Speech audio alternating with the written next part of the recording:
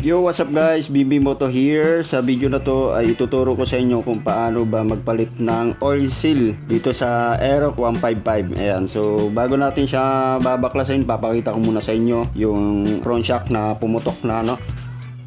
Ayan, ayan, yung shock na to ay pumutok na. Ito yung oil seal. So papalitan natin siya ng bago. Itong side lang na to kasi sa kabila ay wala pang tagas. Ayan. Okay, so ito lang yung gagawin natin. So ngayon, nakadepende na sa inyo kung gusto nyo pagsabayin yung dalawang front shock na to, pati yung sa kabila. Okay, so guys, bago tayo magsimula, pasensya na kayo, medyo natagalan tayo sa paggawa ng ating mga vlog, no? Kasi nagpataas pa tayo dito sa ating garahe. Ayan, so lagi kasing binabaha dito, kaya pinatasan ko muna. Okay, so tara, babaklasin na natin yung shock na to.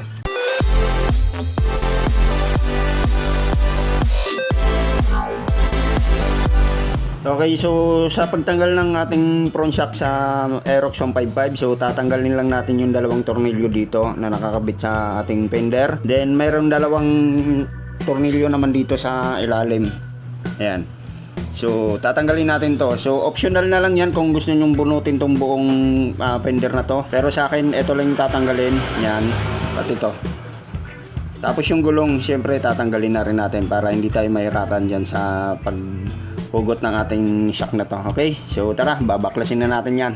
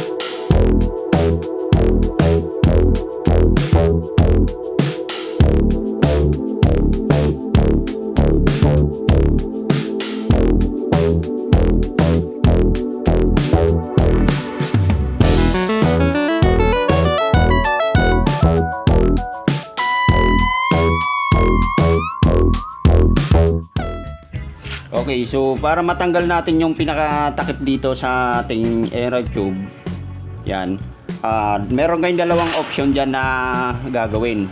Pwedeng gagamit kayo ng T-range, ididiin nyo rito, kailangan nyo lang ng kasama para maidiin natin yan. Tapos makita natin yung circlip dyan, yun yung susungkitin natin. Okay, so yun yung unang option natin. Yung pangalawang option, ito na yun, yung gagamit tayo ng ganito para hindi tayo mahirapan magsungkit dyan. Yan.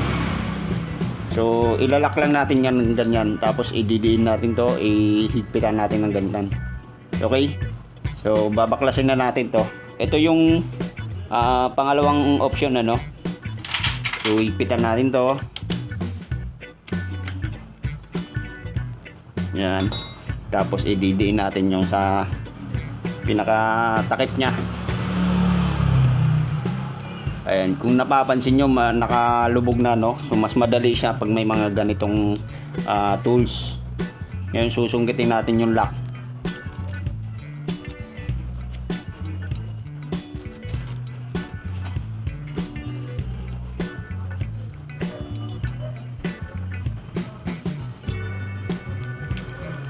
Ayan, so yun, natanggal na natin yung circlip nya.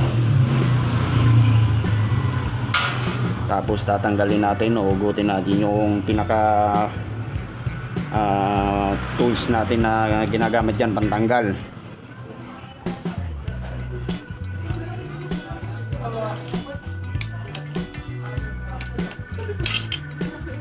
Ayan, so natanggal na natin na to, no? Ayan, yung pinakatakip nya. So mas maganda kung may ganito tayo, guys, no? Ito kasi ginawa ko lang to, minodify ko lang. Yan. So, ito nga palang shock na to is naka-lowered na to, no? Kung napapansin nyo yung una kong video na nag-lowered ako ng front shock gamit yung clutch spring. So ito yung ginawa ko rito. Okay, so gutin na natin. Yan. Tingnan nyo yung kulay, oh, pinasok na ng tubig. Ayan. So dito tatanggalin naman natin yung lock doon sa loob. Tapos gagamit tayo ng alin dito sa ilalim pantanggal. Okay? Okay, so yan, paghihiwalay na natin yung ating inner tube sa outer tube. So dito gagamit ako ng 10mm na alin, ano. So kung napapanood niyo yung una nating ginawa, yung pag-lower ng shock. So alam niyo na kung paano ko ginawa to. Ayan, so yan, naglalak na. So suksok lang natin dyan. So pag naglock na yan dito sa itaas, ayan, so dito sa itaas gagamit tayo ng alin na pantanggal naman sa bolt. Okay, ayan, so ngayon tatanggalin na natin.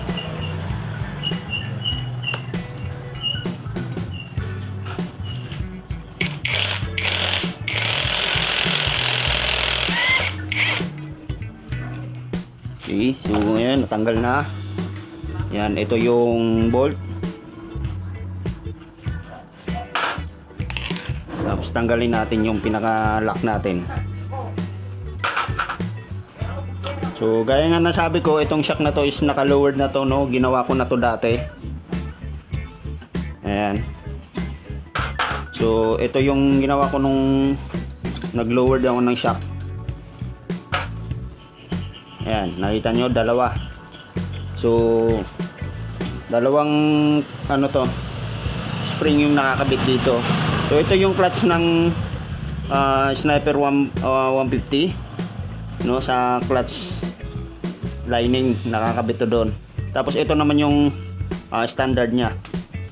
Yan. Okay, so halos magka-same lang sila ng sukat. Yan.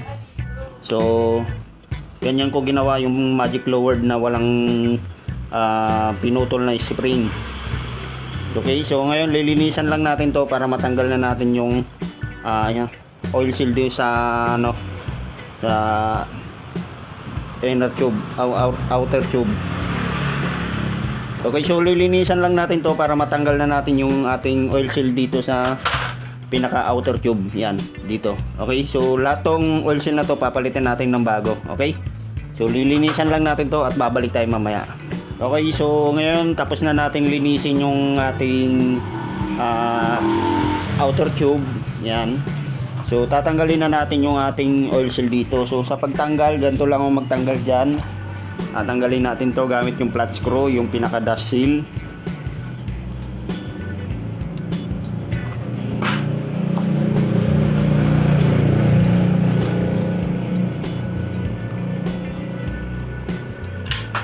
Okay, yan.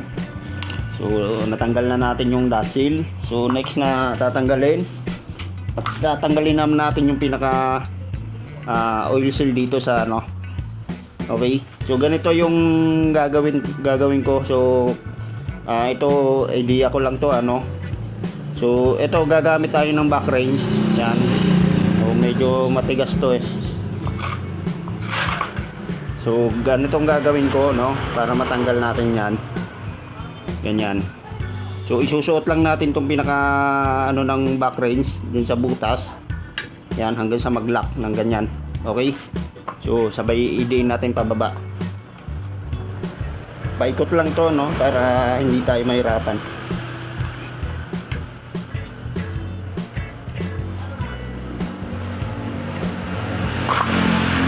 Yan.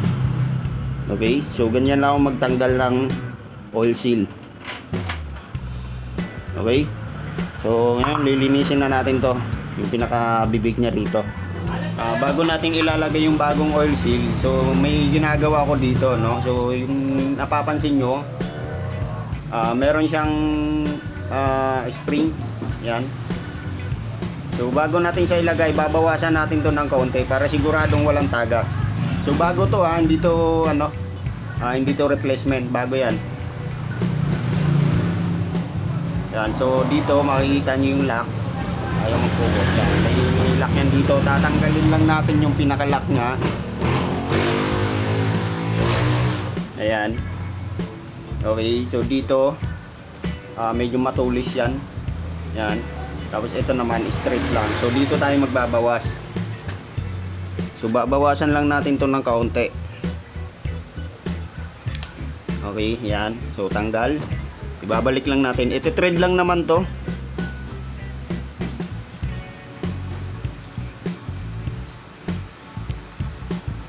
Okay, so ganyan, parang walang nangyari, di ba? So ibabalik na natin to. Ayan. Okay, masikip na yan. So ganun din dito sa kabila. Dito nagbabawas na tayo, dito naman babawasan din natin. Okay.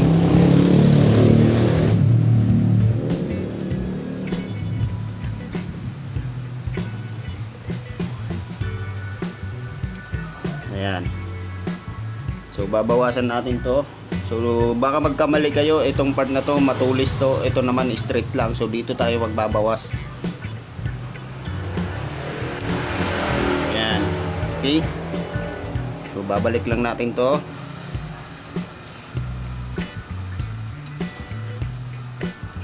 Ayan. Okay. So balik natin dito sa oil seal.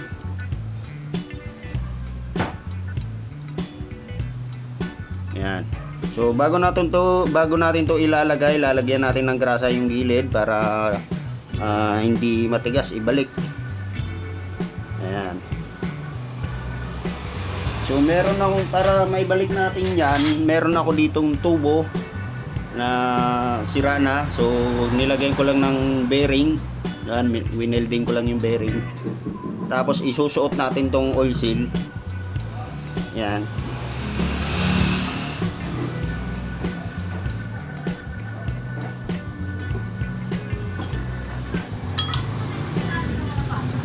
Lalagyan natin ng grasa para madaling ipasok. Tapos isusuot natin yung oil seal. Ayan. Saka natin ipasok dito. Ganyan. Okay, so pukpukin natin to.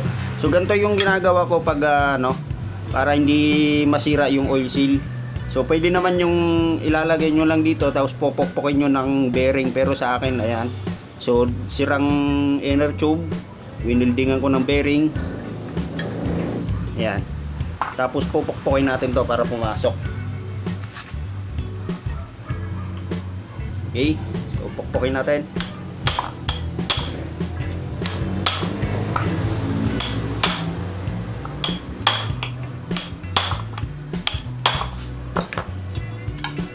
Ayan. Pasok na walang sira. Yan, pasok na. Tapos ibabalik na lang natin yung lock dito. Yan, kapag nailagay na natin yung lock, dust seal naman, ibabalik natin to. Okay? So bago natin to ilalagay yung ating dust seal, syempre bubuhin muna natin yung ating shock na to. Ibabalik natin yung inner tube, yung mga spring, bago natin to ilagay, kasi meron pa to yung gagawin dyan. Okay? Okay, so ngayon bubuuhin na natin to. Yan, so yung inner tube dapat malinis to. Tapos yung damper, ayan yung damper natin. So nandyan nyo yung dalawang spring. Sa mga gusto mag-lowered, ayan na po yung gagawin nyo. Lahat to clutch spring sa Sniper 150. Ayan. So kung gusto nyong ibalik sa standard, tanggalin nyo lang yung isa, balik sa dati yan.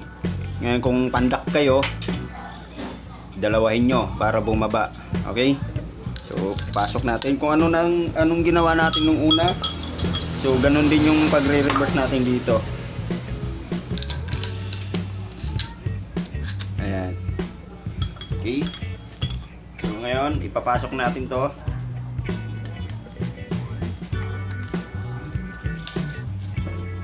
Yan. Tapos yung bolt dito.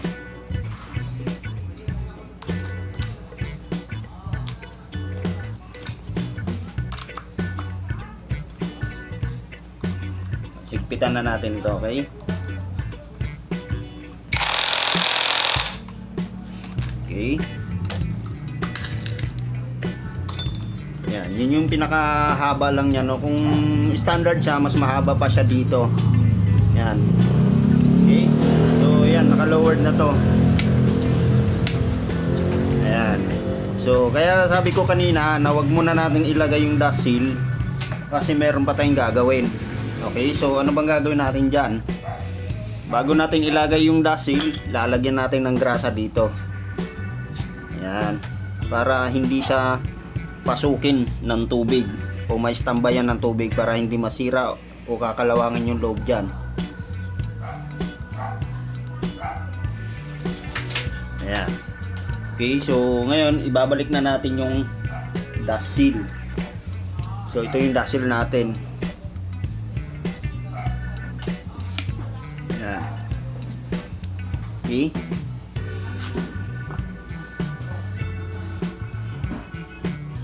So yung mga excess na grasa tanggalin nyo na lang.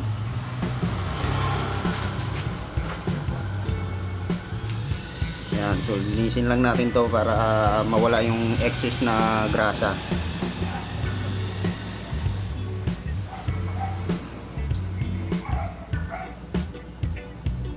Ngayon, sa paglalagay natin ng langis, ang ginagamit ko dito langis ay ETF. Okay, so sa mga nagtatanong kung pag nag-lowered ba is gaano ba karami yung langis na ilalagay. Okay, so ganito ang maglagay ng langis.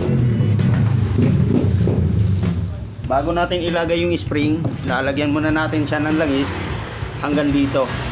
Level dyan sa pinakabibig ng ating outer tube. Okay? So ang gamit ko dito na langis, ito, ETF. Yan. So trusted ko na to, 2014 gamit ko na to sa mga shock ko. At doon sa mga nagpapagawa, ito na rin yung mga nire-recommend ko na oil. So malapot kasi to, no? So sa mga may problema dyan sa lagutok, lagi nilang iniinda yung lagutok sa bago naman yung langis na inilagay. So baka naman yung nilagay yung langis is malabnaw, kaya kahit na bagong repack, lagutok pa rin. So ito yung nire-recommend ko na langis kung gusto nyo mawala yung lagutok. So sa paglo-lowered, ganun pa rin, standard pa rin yung nilalagay kong langis. Hanggang dito pa rin yung langis na nilalagay ko. Okay, so bago natin to ilagay yung ating spring, so maglalagay muna tayo ng langis. Okay, so lalagyan na natin.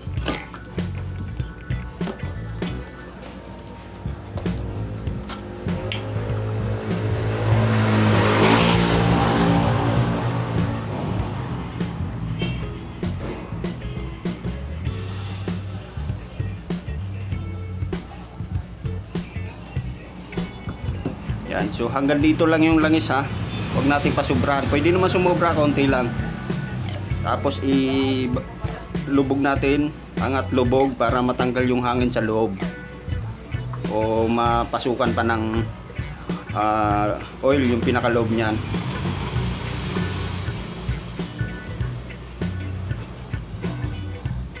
Ayan, so dagdagan lang natin. So masisilip nyo naman kung gaano karami yung oil na ilalagay nyo, hanggang dito lang, no? Masisilip nyo naman sa itaas.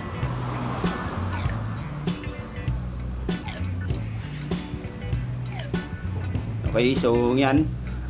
Pagkatapos natin matanggal yung bula, ibabalik na natin yung spring. So sa spring, kung mapapansin nyo, dikit-dikit yung part na to, ito naman malalayo. So itong dikit-dikit na to, ito yung nasa ilalim. Ganyan. Okay? So yan, oh, kung napapansin nyo, ang layo ng spring kasi nga naka-lowered na yung ating shock. Tapos ikakabit na natin tong ating pambalik sa takip.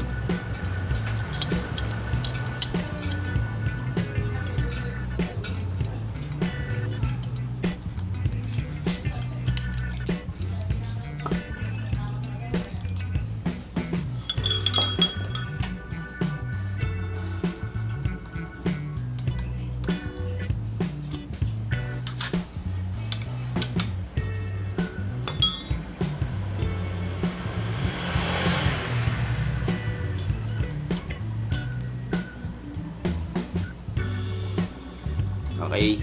So ayan, ay kabit na natin yung pambalik ng ating takip. So ito na yung takip natin. Babalik na natin. Papatong lang natin to sa spring.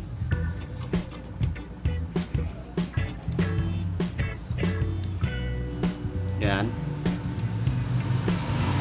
Tapos tulak, papasok.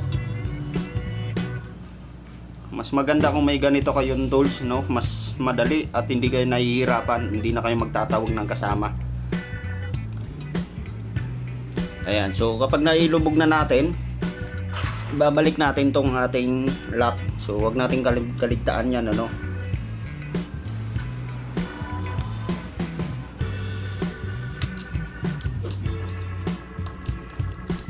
Ayan.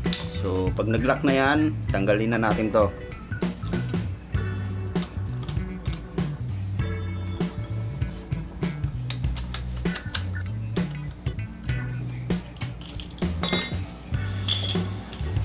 Ayan. Okay. So yan, malinis na, maayos na, walang tagas yan. And kung may tagas nga pala tong takip nyo dito, so palitan nyo na lang ng O-ring, oversize. So minsan kasi bagong palit, tumatagas to. Okay, so ang gagawin nyo, papalitan nyo na lang ng oversize na O-ring. Okay. So ngayon, ayan, no. So yung laro niya parang standard lang din naman, no? Hindi siya matigas, hindi rin siya malakbot. So kung mapapansin nyo, may lumalabas pa na grasa, normal lang yan dahil nilagyan natin ng grasa dito. So pupunasan nyo na lang yan. So ilang araw lang din naman yan, mawawala na rin yung grasa na yan. Ayan, okay? So ngayon pwede na natin to ibalik sa ating motor. Ayan, no. Kahit naka-lowered siya, hindi siya matigas, hindi rin siya malambot. Basta malabnaw yung ginagamit nating langis, okay? Ayan, so yun guys, tapos na natin gawin yung ating putok na shock, no. So ganun lang siya kadali. Kung paano, naipakita ko na rin sa inyo kung paano mag-lowered ng shock. So yun lang guys, kung bago ka lang dito sa aking channel, huwag mong kalimutang mag-subscribe. At syempre, like mo na rin yung video na to kapag nagustuhan mo. Alright, so ingat po sa pag-DIY. Bye-bye!